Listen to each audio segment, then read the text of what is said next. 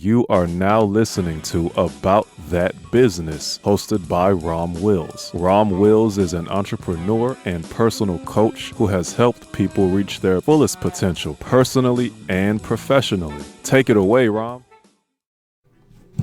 Thank you, Marshall.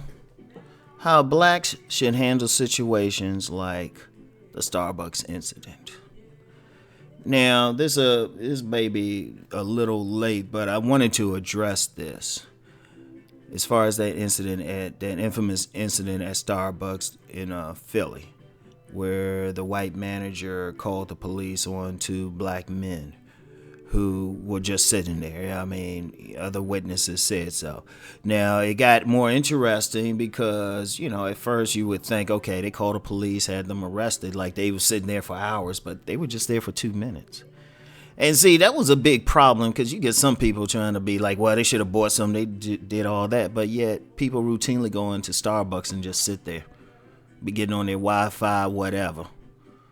In fact, I read one account of a person, they said they were sitting there and, they were noticing how other patrons were getting offered cups of water and everything. And I'm just like, okay. Now, not to get into it, and I'll give Starbucks some credit for damage control. I mean, you had the CEO and a former CEO going for damage control because they knew what was up with that. But see, I'm going to tell you what. The thing they were worried about wasn't even stock, but it was the potential, how a long-term potential of that business, and that gets into what I'm going to discuss here. See, we have several instances of this, and let's be real. And with all due respect to any non-black listeners on here, please don't offer a perspective, okay? I'm just gonna be real. I don't usually get into the race thing too much, but the reality is black people face a lot of microaggressions that, quite frankly, I might not be able to deal with. And that's a microaggression. It really is. It's a question like you walk in a store and you getting a little bit extra attention. Not because of good customer service, but they thinking, oh, you might take something even if you dress well. Or, if you stop by the cop for something, it shouldn't be that situation. So, nah, I ain't trying to hear it today. Just be honest. All due respect, I ain't trying to hear it. But this is how it should be handled. See, I'm going to tell y'all a story, right? Tell you a story. Years ago, when I was working with the government. And, I was working at this place. They had a little, it was connected with this shopping mall. It was down at the shops in D.C. I don't know whether or not it's still there. A little mini shopping mall inside the office building, right? So I remember I went in this Korean store, and it wasn't necessarily like a racist thing, but I didn't like the customer service. Like, the owner rubbed me the wrong way. So I simply stayed out of the store. See, one of the problems we have, this is blacks, I'm speaking to the black folks, is we're looking too much for validation. You going in some of these Korean stores, Arab stores, and whatever, and you're like, well, we should get good customer service, and we should get that, and the people treating you like shit. Even when you buying stuff from them, they treating you like shit. And I'm like, well, wait a minute. There's nothing in there that you could want that badly you want to deal with it. Because I'm going to tell you what. I've personally known people of other groups. They don't shop outside of their own. And one of the main things they do is start their own business. When we see stuff like this, and this is something, I know the Starbucks people, they realize this real quick. They realized it because I'm going to tell you what, the most powerful moment in the civil rights movement, and I know I'm rambling a bit, but stick with me. Most powerful moment wasn't any of the marches. It wasn't the marches, it wasn't water hoses, it wasn't any of that. The most powerful moment was the Montgomery bus boycott. by boycotting that system, by saying instead of us riding the buses, we're either going to walk or we're going to share. We're going to share rides, something like that. They changed the whole system down there. And you notice people don't talk about it a lot because it's economic. When we get situations like Starbucks, that should be incentive for blacks to jump into business. Because really, ultimately, in this society, the color that matters the most is green. Start businesses. That's why I'm big on business. You know? Start business. Start your own. You know? You get incidents like this at Starbucks, and then there was another incident at a New Jersey gym. And I'm like, well, wait a minute. Hold up. You got people you have blacks who are managers at these places, who are executives in companies and everything. And I'm like, well, wait a minute. And in many of these cases, they're running things. They know what to do. A lot of retail places have black managers, blacks in merchandising, stuff like that. And you gonna tell me these people can't like say, hold up, we need to start our own businesses? And in all fairness, that's been a big movement. But something like the Starbucks incident, they should have been like, well, first of all, the two men, they were cool with it, man. But I would have sued the fuck out of them on GP. Not even for money, I want GP. Because I'm that type, I'm a sledgehammer to a gnat type of person. Right? I'm a sledgehammer to a gnat type of person. You start businesses, please, like I said, the thing is green.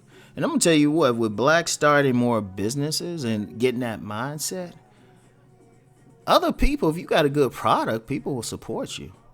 I've known places, like there was when I was living in Virginia, there was a soul food place like near me, right?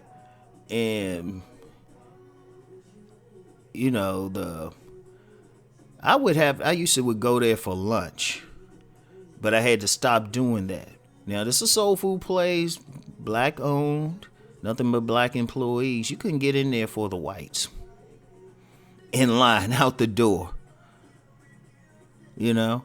Because, see, that's another thing. People will say, I've heard people say, well, we don't support business, we won't support our own businesses. If you got a good business, anybody going to support it. It's business. You don't have to like the person. Just can provide them with good customer service. And there's several places. I've seen, several restaurants I'll see. It's just like, nah, it's business. You provide good customer service. That's how you handle that situation. That's how you stop it. You stop asking other people to feed you. You stand up on your own 2 feet. Just for the blacks, stand up on your own 2 feet. Because the reality is you're going to get people like that Starbucks manager. Even if the company got an official policy against it, which I'm sure they did. They ain't want to see that. Bottom line for corporations is money. That's why they jump on stuff like that real quick. But the fact of the matter is you still going to have it. But I guarantee you change it on a bigger level. If like that same Starbucks, if there was a black-owned coffee shop right near there, and they'd been like, hey, y'all can come here. And the beauty of a black-owned coffee shop, you get other people in there. Like I know in the Baltimore area, and I can't think of the name right now, there's a black-owned vegan restaurant, black-owned. And not just any black, but owned by a Pan-African group, like hardcore. You know, you go in there, they got pictures of black activists, famous black people and everything. They get a lot of customers who are white. They get a lot of customers because it's business. That's the whole thing. Yeah, you stop stuff like that. It's business, it's green, it's economic. Shit, it ain't about civil rights, it's about silver rights. And that's how every time that happens, that shit inspires somebody to say, I'm gonna form my own. You know, when I hear about somebody black catching some hell on some job or something, I was like, you know, we need to be breaking away and doing our own. Because I've been on jobs and I've had plenty of microaggressions. That's why I work for myself now. And then if I see somebody, I'll be like, yeah, what's up? Guess what I'm doing now, motherfucker? I'll be like, I I get petty about it too. Nah, that's when you hit. That's where you hit. You deal with that green. Deal. That's how situations like that should be handled. So people out there, and this, please, this talent. You know, I remember back in the '90s. I remember this. I remember there was a big thing with Denny's restaurants discriminating. There was like a big thing about them discriminating against black customers, right? And I remember there's a big thing. Jesse Jackson got involved, and they say they were going to do some, sensitivity training and stuff, and then they got some more blacks and franchises, and I'm just like, no, what we should have did was just put them out of business. We should have just not just eat there. It was like, shoot, black people can cook food too. Please. That's how you deal with this stuff like this. I mean, you get people going in there protesting and everything and bullhorns, but getting in the face of some folks who probably didn't like the manager any damn way. They probably just working there. They probably like, shit, we glad y'all got rid of her. Nah, and then people doing all this. I'm like, well, instead of, I even personally knew somebody who was one of the protesters there. They say they were just going to sit there. And I'm thinking to myself, well, if you got time to sit there, why don't you promote like the black-owned coffee shops and sit there? I mean that. I was like, stop asking somebody to like you. If it's bad business, they show bad business, you stop giving them money. Don't beg them to take your money. That's something else. In fact,